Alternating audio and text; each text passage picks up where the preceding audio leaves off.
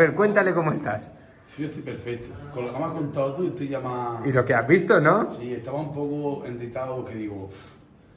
Pero a escucha, José le he dicho, acuérdate lo que os expliqué ayer, hasta los 6 meses, eso ahora se hará pequeño porque sí, te pero como dijiste dolerá. ayer que iba a haber un cambio... Claro, hombre, ya lo has visto. Bueno, ¿tú estás contento? Pero vamos a ver, espérate. ¿Sabes qué me ha dicho aquí mi amigo? Que le he puesto laca. Macho, la con la polla.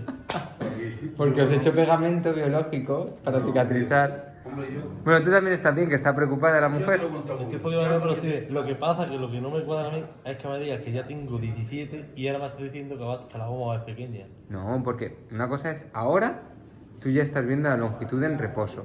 Pero yo os expliqué ayer, conforme se vaya el efecto, así te lo dejo grabado otra vez, conforme se vaya el efecto de la anestesia local, las quemaduras que yo te echo por dentro con el bisturí eléctrico, tu cuerpo las empezará a sentir. ¿Y qué hace el cuerpo cuando tiene dolor? Esconder el pene para adentro. Pero dentro de un Bueno, mes sí, no ya vamos a tener tenemos- dolor. Claro, entonces conforme se vaya cicatrizando volverá yendo a salir.